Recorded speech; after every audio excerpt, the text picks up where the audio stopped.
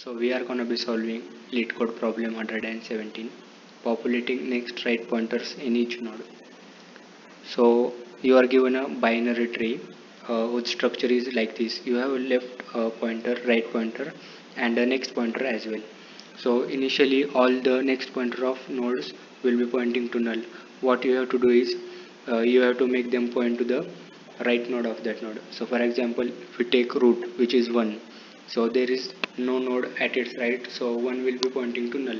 Similarly, if you take 2, there is 3 at its right, so 2's next will be pointing to 3. Similarly, 4's next will be pointing to 5, and 5's next will be pointing to 7. So that's the problem. It's pretty easy to understand. So let's take a look at its solution. So if you know about level order traversal in binary tree, so this question is pretty easy, pretty similar to that. So if you have done questions like right view of binary tree or left view of binary tree, it's pretty similar to them. It's almost alike. So if you even if you don't know anything about level order traversal or left view or right view of binary tree, just follow along, you will get it. So what we are going to do, the first thing we need to note down is that the root node will always point to null no matter what, unless there is no root means the tree is empty, there is no node in tree at all. In that case, that will be a different case, but if there is tree, the root node will always point to null. That's our first thing. So how this thing work is, we are going to use a queue. So first thing that we are going to do is push the uh, root node into the queue, and when we push root node into the queue, right after that we are going to push a null into the queue. So after that we will run a while loop. So there are two conditions in the queue. The first condition is either you will encounter a node which is not null, like for example 1, 2, 3 and so on, and another condition is that you may encounter a null. So we are going to handle these two conditions separately, but whatever it is, we encounter a node or we encounter a null, we are the first thing we are going to do will always be that we will pop it off. So right now our queue has two elements, that is one which is root node and a null. So we found a node which is not null. So first thing we are going to do is we are going to pop that off. Now after popping it off, what we will do, actually we will not pop it off directly, we will store it into a variable. So now our variable has 1 and we popped off it from the queue.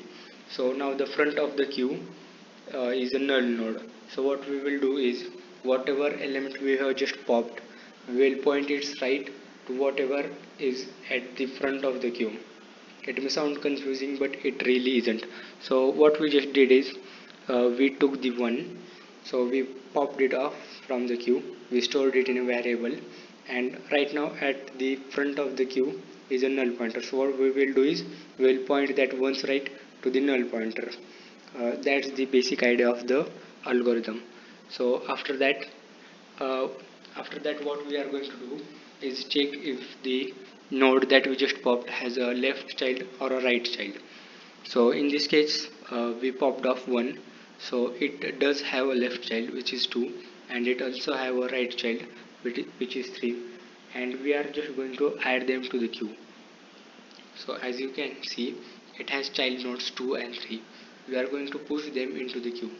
So we push 2 and it will also have a right child which is 3.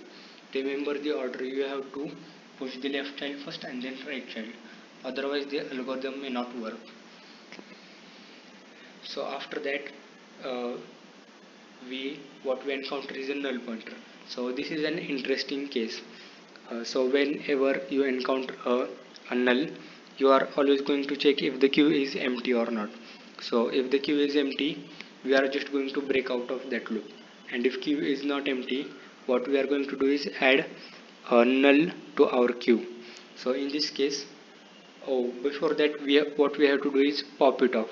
Always remember, the first thing we are going to do is always pop it off the queue, and then since it is a null node, it doesn't have to have a right thing.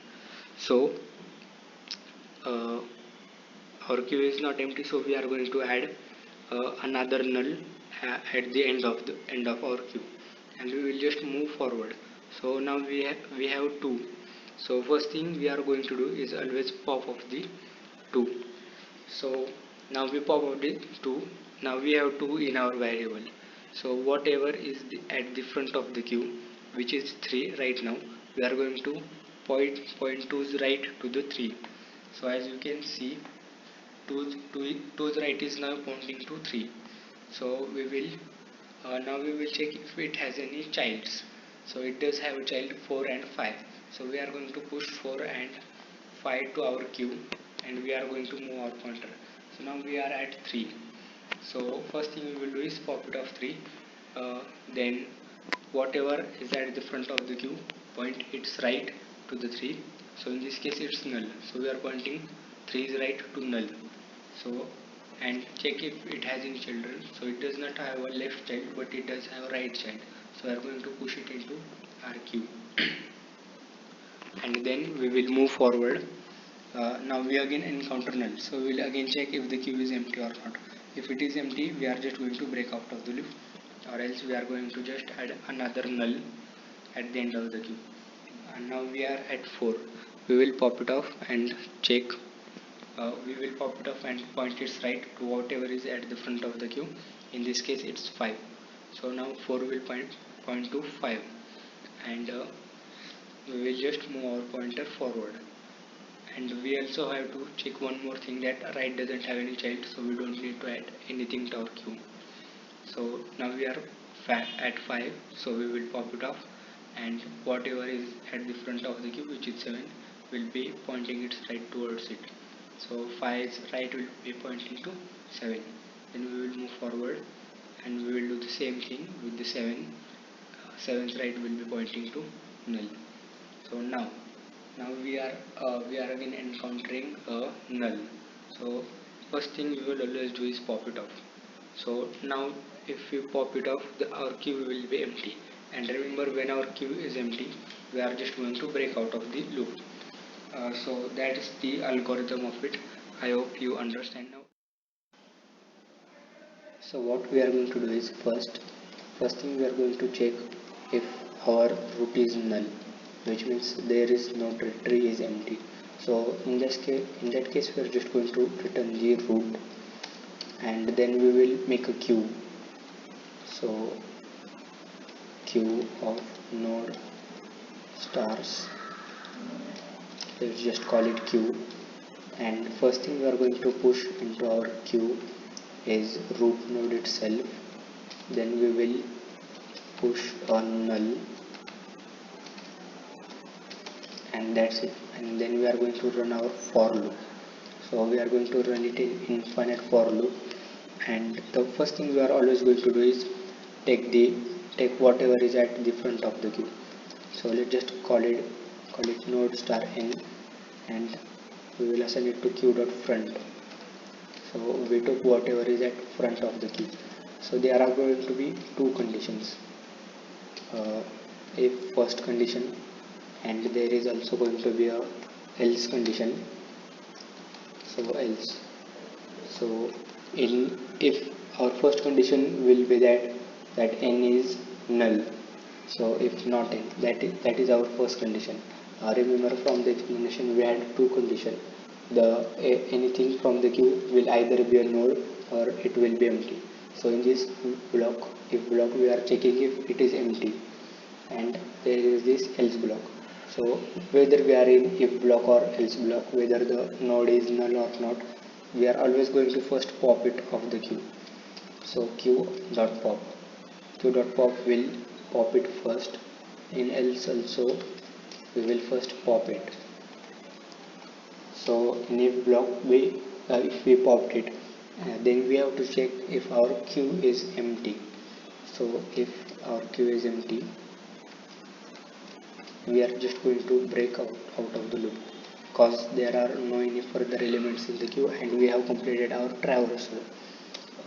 And else, if queue is not empty, and we have encountered a null as we saw previously, we are just going to push another null into our queue, indicating that now we are moving to the next level.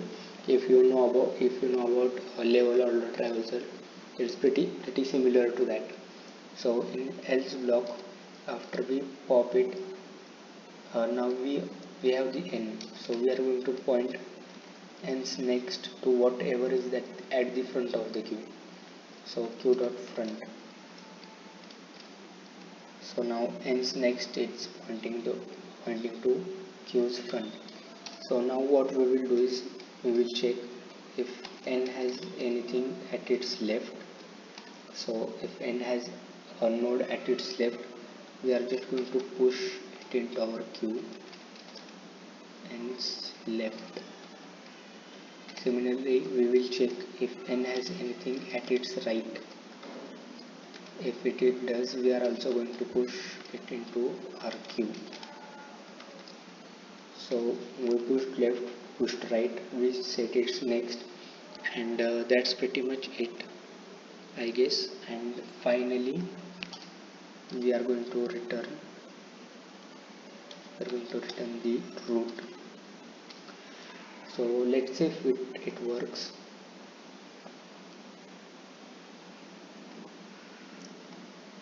Expected semicolon queues next. Actually I forgot to equal sign, so never mind that. Let's see if it works now. Yes, it does, and the answer are correct. Let's just submit it, and yep, it works. So it's faster than 70% of the C++ submissions, which is pretty cool. So I hope you understand the problem as well as the solution.